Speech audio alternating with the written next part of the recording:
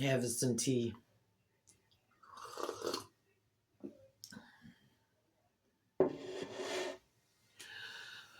It's Wednesday. Been having a week. Plus size is that my nerves are shot, so I'm not eating. And oh, a good goal. Yesterday, when I went to the gym, the elliptical has always been a struggle for me, and I got on there. I passed a minute. I'm telling you, I can do a treadmill. I can make it over the mile. I know I can do 3 miles on a treadmill, but the goal is to maybe one day do a 5K. That's my long term goal. But short term is 50 intervals, 50-pound intervals of weight loss. Anywho, um, I'm at 80 pounds lost. And yeah, I should be really excited, but with everything that's going on in my personal life, I would. Uh, it's the only thing that's probably keeping me hanging. Okay, my mom's going through radiation. Yes, I have empathy for that.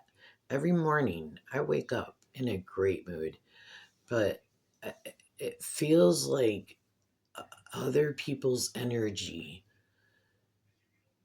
shoots me down in some way, and I'm very sensitive. You guys can call it the change. I don't know. But since I was a little girl, I was a sensitive one.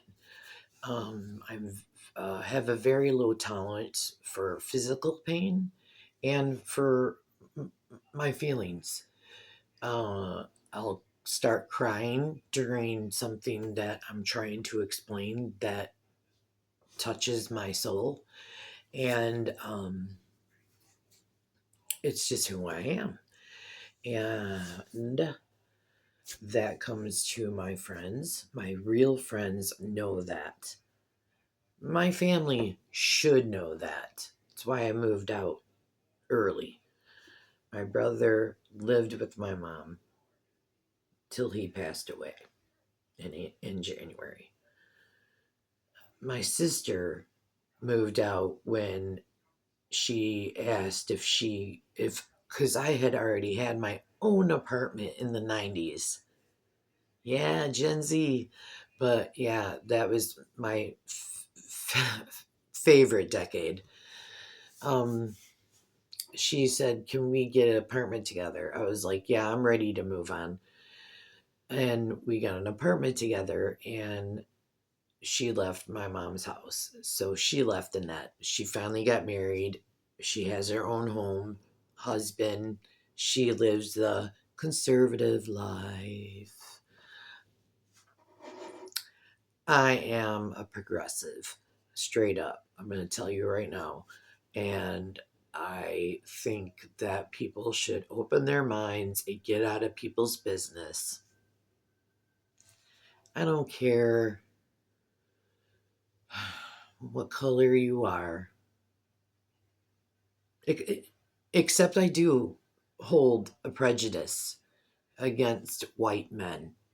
I think white men are a hateful bunch. I think they hate. I think they're prejudiced. I think they have insecurities. I think that they think, well, everyone that I've ever known ain't got shit down there, and I think they all have something up here about children, and that's sick. My brother was MAGA. He this bedroom used to be his, and until the summertime, his bed used to sit right here. I didn't sleep in it. This my chair would set over to the side, and I had to sleep in this chair while looking at his bed next to me. Tell me, that's not trauma? My mom's sitting out there right now. Like, she's still not putting me through trauma. Like, woman, that's why I left first. Because the double standard. My brother got to do whatever he wanted to. I turned 18. My mom wanted me in the house by 9. By 9. Oh, in 91. In 91. Okay, yeah, the LA riots happened. I live in Detroit. It, it doesn't make sense. And then when I moved and lived alone, I moved to a suburb, a nice little town where nothing happens. It was ridiculous. And then I just kind of never, I called her once in a while and I went to therapy and they said I needed to be on meds. That's how I got diagnosed. Amberlyn, you need to hear this one. That's how I got diagnosed. They heard my in therapy when I saw the psychologist. She looked at me and she said, I think you need to be on medication. She then referred me to a psychiatrist. Then they do intake. I know how it works. You're talking to a crazy lady, a crazy cat lady. Yeah, I'd have cats here. My mom would let me. She's out there feeding the squirrels and the birds. It's getting me bird shit all over my car. But won't let me feed a fucking cat. And I would take one of these cats and get it spayed or neutered and bring it in and get the flea treatments and all of it. I would go to the shelter and save one. My mom's 82. And the thing is, I've worked, that's all my whole life is caregiving. But when you live with a narcissistic mother and she's still playing the same games at this, I'm 52. She still thinks I'm 15. Asks me where I'm going. Who's on the phone? Who I'm talking to?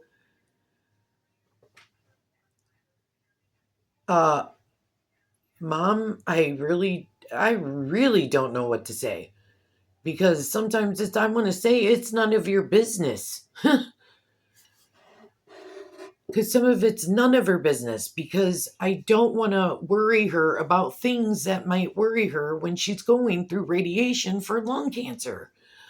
Oh my goodness. So I've made the decision. I'm not venting because I will vent. I like to talk, and sometimes I vent to her. Sometimes I may think she's my friend. She's not. She's my mom. And she's a boomer, almost the quiet generation. Or isn't it the silent generation? But she qualifies for boomer. And the woman is completely set. I'll give you an example.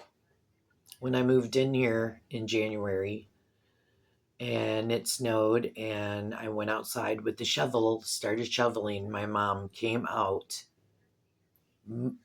physically moved me, grabbed the shovel, and started shoveling as if it made me feel like I'm doing it wrong. We finally hammered it out that she doesn't want to feel like she can't do it. I said, I don't want the neighbors to think I'm in the house being lazy as fuck. Especially now, after I've lost this much weight. I'm going to do it. And if she goes out there, I'm grabbing the other shovel. I'll shovel all the way back to the garage now. Just to prove a point. But yeah, that's kind of a little snippet of life with a mom that's got narcissism. And I didn't even know what her diagnosis was because I could figure out My brother, bipolar, high anxiety. My sister, OCD, high anxiety. My mom,